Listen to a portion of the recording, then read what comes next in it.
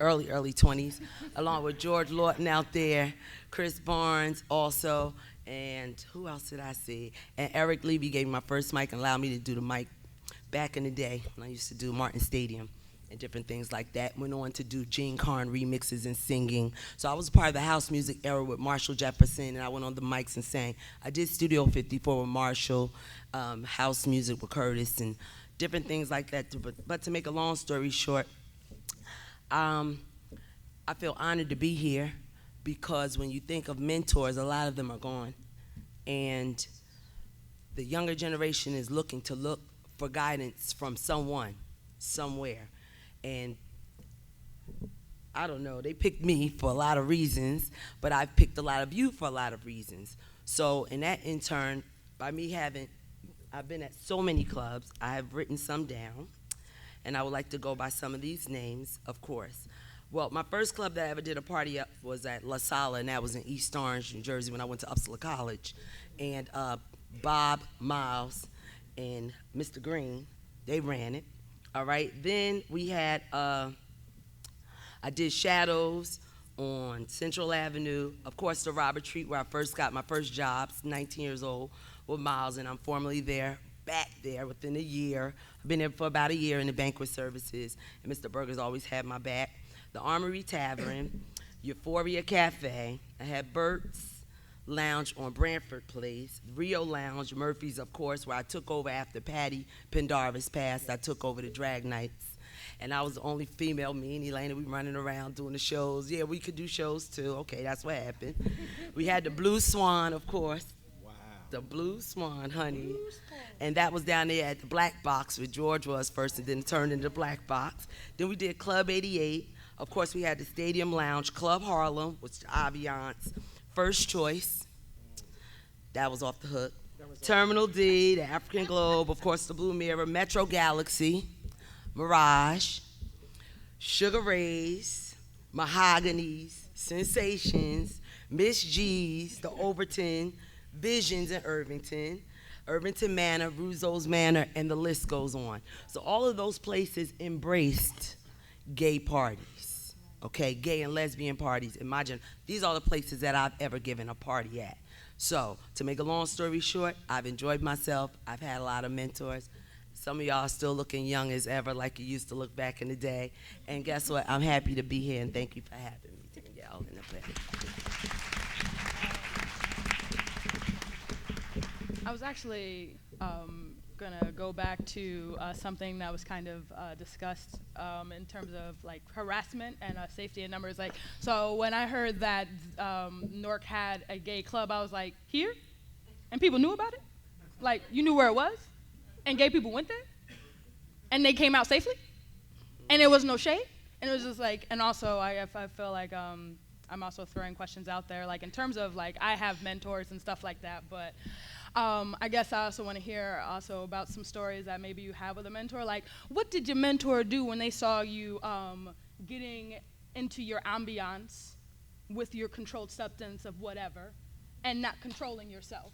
Or coming to the club in a t-shirt and not necessarily the silk blouse that you had on, or walking away with a very unhealthy piece of trade that everybody knew about except you. You know what I'm saying? Like, what did these things look like? Hold up now. Hold up now. Hold up now. Don't start nothing. I start things. That's why I'm on the panel. Trade.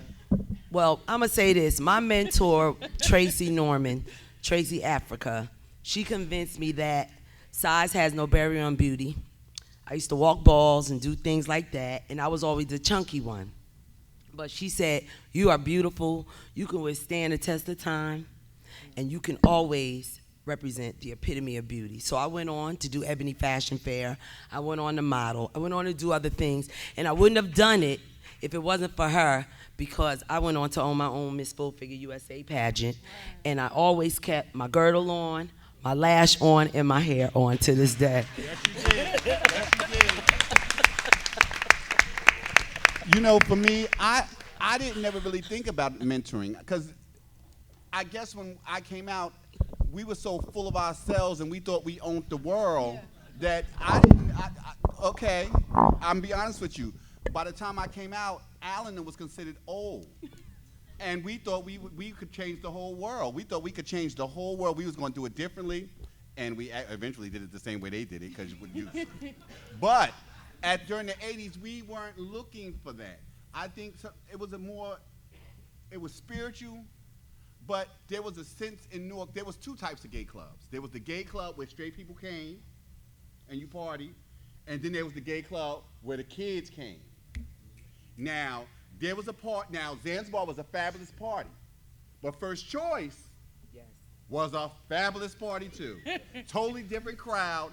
But well, it was a different generation. Yeah, it was generational. And by that time, we were on our way to, not saying being accepted, because I don't feel like we're fully accepted now, but it was not as, how can I say this? We weren't on an island by ourselves. By that time, when there was Murphy's, there was like 3 or 4 clubs by this time. And we felt like we not only could we go, we were entitled to go. And who was going to stop us? By this time, because they had already did the work, they had did the work. So by this time, we were kind of walking in our sunshine at that point. And we didn't have to worry about being attacked as much. And I think after me, Teresa came out after me, and each year it got a little better to the point that it became a normal thing in Newark. It wasn't like a shock to have a gay club. The thing of it was to try to get a gay club to be at your venue so you could make money, because at one time, gay clubs was the only clubs that were making money. Yep. For many, many years. I think what Bernie talks about in terms of, by his time, people not feeling like they need mentors. I know now when I have an event or when I throw a party, I don't get people looking for, advice or guidance or wanting to learn, how the business. When I would go to Miss Teresa's actual bar, I would sit there and just watch and kind of see and try to learn, like how's she doing this? What's going on? What is she doing? Now, for me, when the girls come to my party, they're there trying to see how they can snatch whatever you're doing out from under you and try to take it and run with it. So it's not that. It's harder now, I think, to forge that relationship with the folks who are going to come and patronize your venue, your spot. It's not.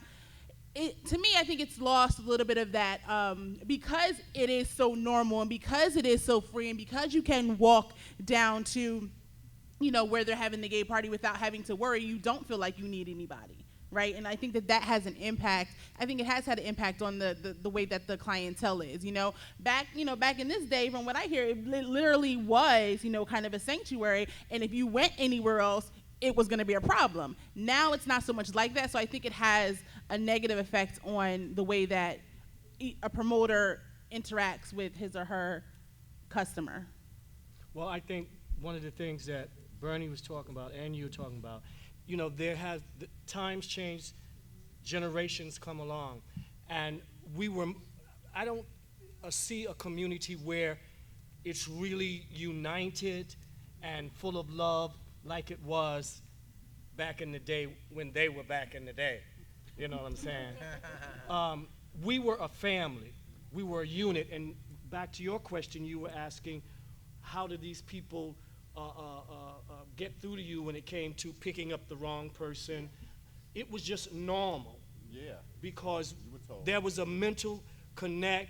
And if you had any relationship, it's just like when I was growing up, I could be in my Pentecostal church in Savannah, acting up on the left side, and one of the members would look at my grandmother on the right side. My grandmother would stand up and look at me, and then everything would change. But today, I don't know it's a major difference, and first of all, it comes from respect.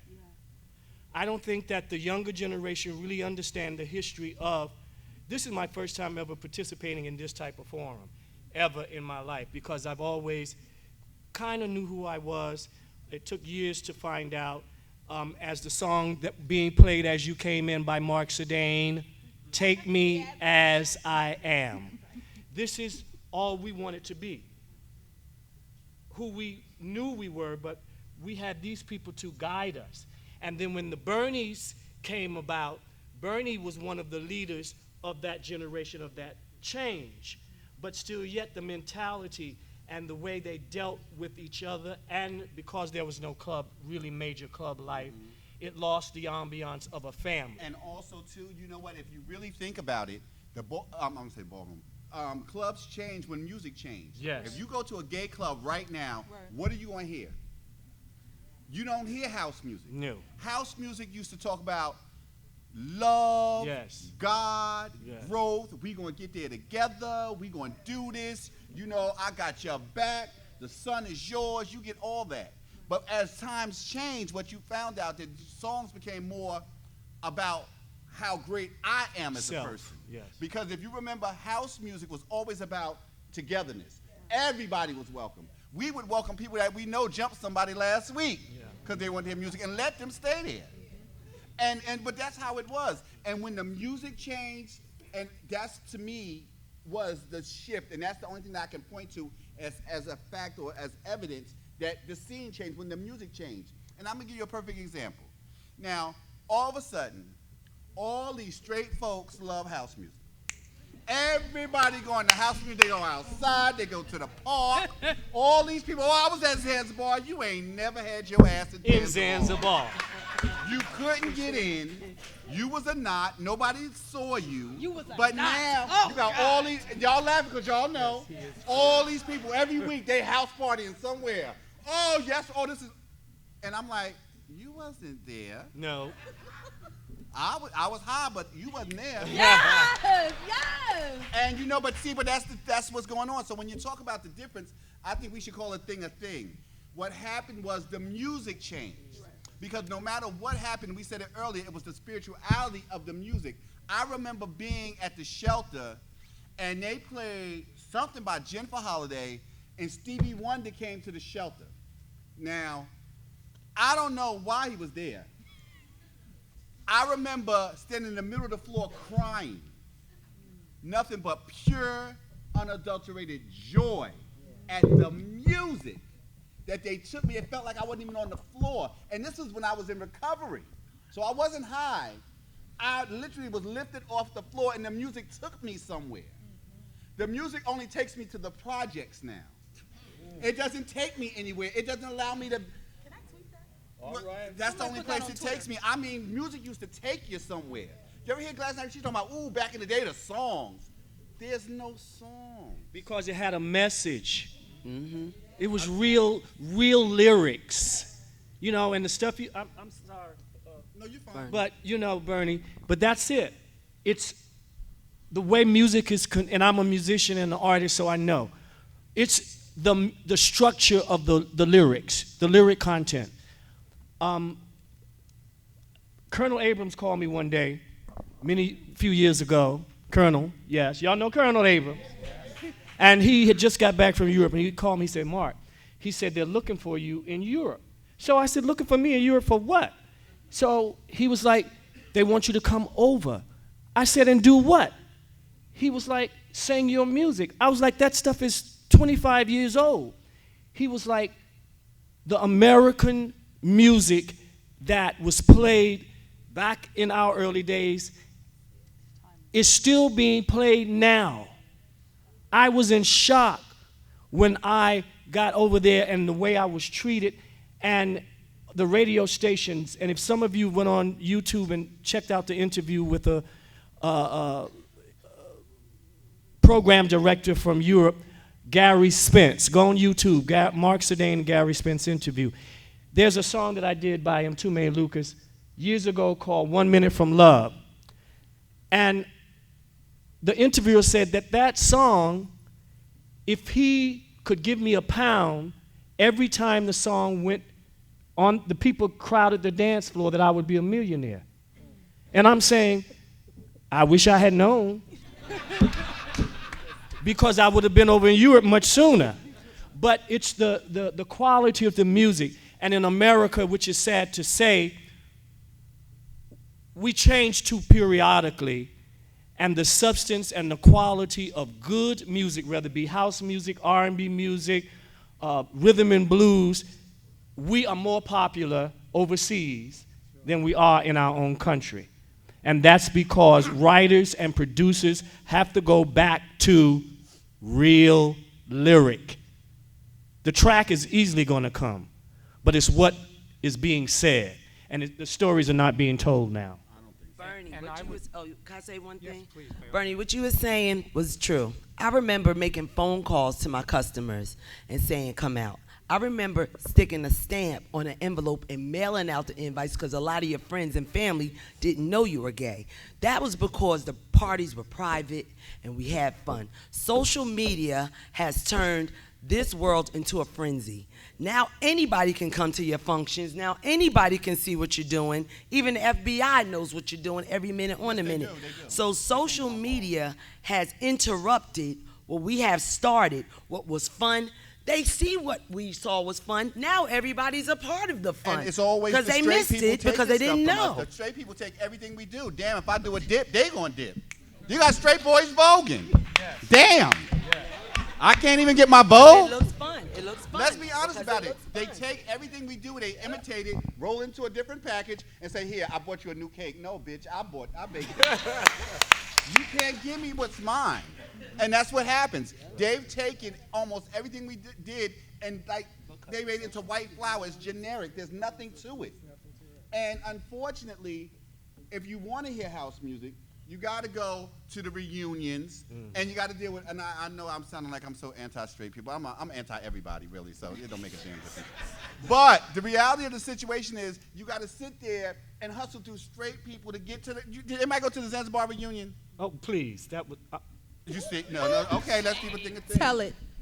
The garage reunion. These people that come to these reunions are people who always wanted to be a part of. Yes. That couldn't get in the Yes. door, Yes. and all of a sudden they fab now. Yes. And I still treat them like knots because I'm fair and I'm very honest. Yes. And it's no shade. See, they take what we do, and I shouldn't say they take. We give it away.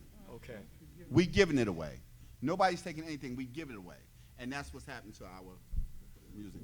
Well, now that Bernie has read everyone in the room, All of us.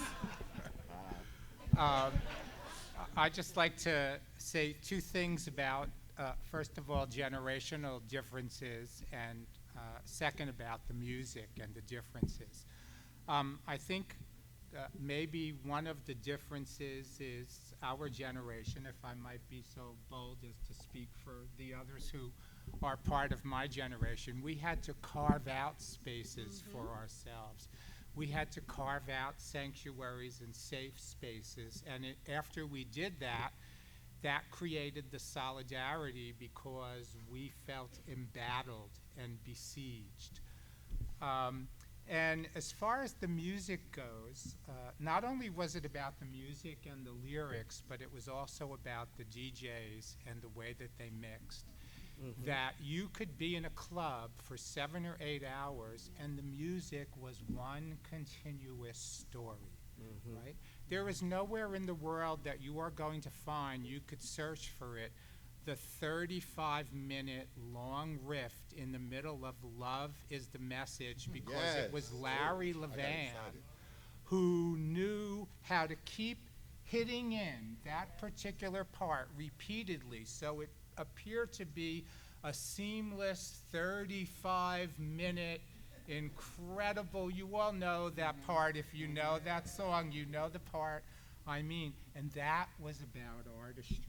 That was about a certain kind of sensitivity to meaning and wanting to take everyone that was present in that space on a journey together. And that journey created this sense of oneness, no matter who you were. I mean, the only place I ever dance now is in the shower or in my living room. So I don't know what clubs are like now. But I have a feeling they're not. At least I teach in a university. I know what my students tell me. It doesn't sound anything like what some of us in the room experience. It's so true. I previously did a party here in Newark every Friday night at a little bar called Nick's on Central Avenue, and we played house music. I was not a house music person. I didn't know these songs. All I knew was when we played this music, folks went crazy.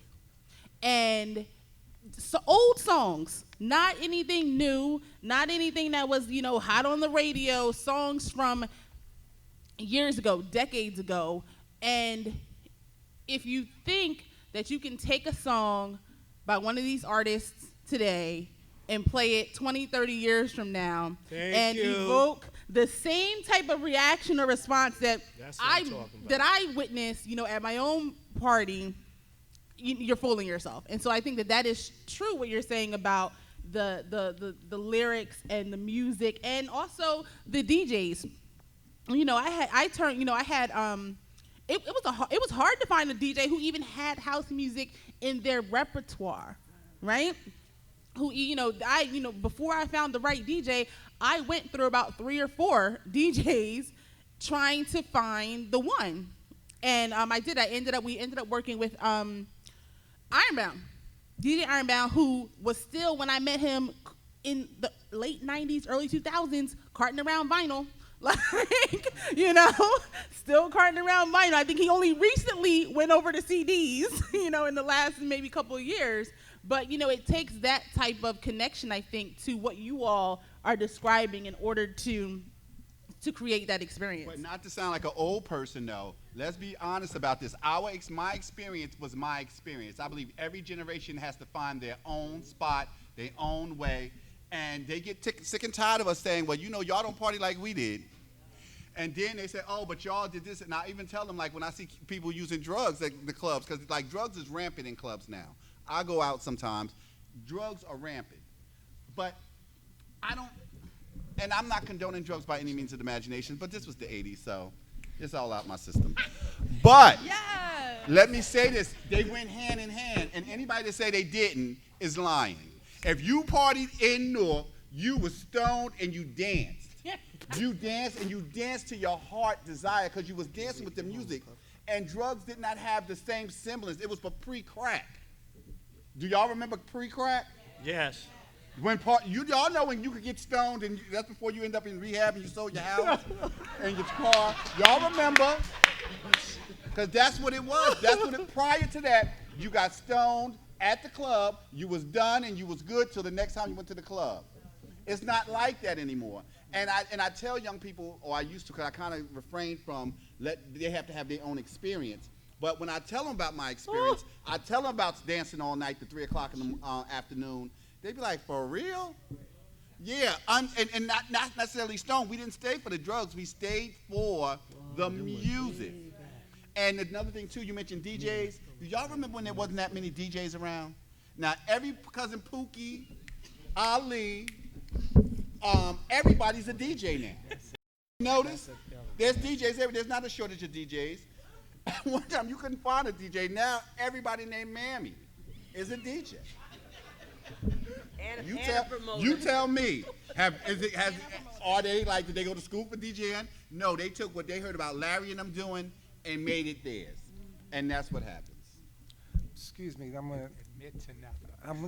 I'm admitting. because like we were talking about drugs and stuff like that, but on a real tip, everyone got high. Yeah. Everyone got high that went to get some refreshments. I'm shocked. If you went to get the refreshments, it was in the punch. And you wondered why'd you dance all night? Yeah, because you was fucked up. Because it was in the punch. And I can remember going to the garage. No, it was at the loft. It was a Christmas at the loft. And they had a Santa Claus at the door with a gigantic bags of joints. Yes, yes. So and as you went in, you got a joint, and you had your punch. Because David Mancuso's loft, you definitely was on some speed. You was on acid, you danced. But it was a different time.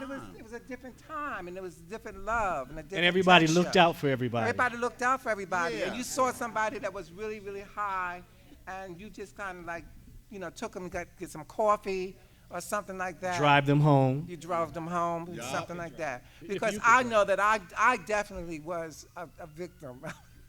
I volunteered. I was a child. And you said, someone spoke earlier about what did your mentors do?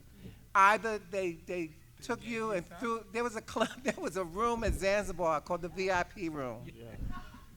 And I can remember literally being thrown in the VIP room from my pants and my top of my shirt, thrown in and locked the door. Oh wow. Because I was so wasted. You know, but I mean it was real. It was it was the truth. And a lot of times the way you try to say to it, Daryl, you're not coming there next week. That scared me. They were scared. That's what they scared you. And you pulled it together. And you got in, and then you went around a corner in the alley in the dark, and you did your little pill, and you did the same thing again. But that was the reality of it. And also, And you know that's what? my confession. You know what killed, and you know what else killed house music clubs too? AIDS. AIDS killed so many people off. HIV killed so many people off. And a lot of y'all remember, and I'm looking at faces, I may not know your name, but I saw you there. Don't you, I mean, I love audience participation, but do you not agree when AIDS came, when so many people were dying, we had gotten to a mood in Newark where it was just abysmal. I could think about a 7-year span in the 80s, going into the 90s, where there wasn't nothing going on. Murphy's was there, and the only time you went there was to get drunk because you were so damn depressed from going to funerals. Right.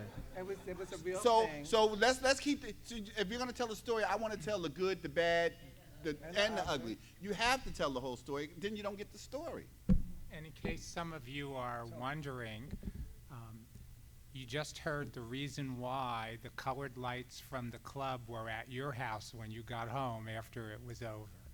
Because it was what you took in the punch that helped those lights keep going. Exactly. And the ringing in your ears and stuff like that. But I mean, it was a decadent time also. I mean, let's not forget the bathhouses. You know. The murders. The murders. All of those fights. things, the fights. And I praise the drag queens. I really do. I tell you what, the drag queens, not only because of Stonewall, but the drag queens really started, the first clubs that really opened up in Newark were bars. There used to be a club called 177, Jackson's Lounge. That was on Springfield Avenue. And those were fights. I mean, you went to those clubs, and it was basically drag queens, and you just went there, and it was going to be a fight. Because that's all they talked about. Who's going to turn each other? Who's going to get hit with some hot grits and lie tonight? You know, and that's what the thing was. But Jackson's Lounge, and then they had like little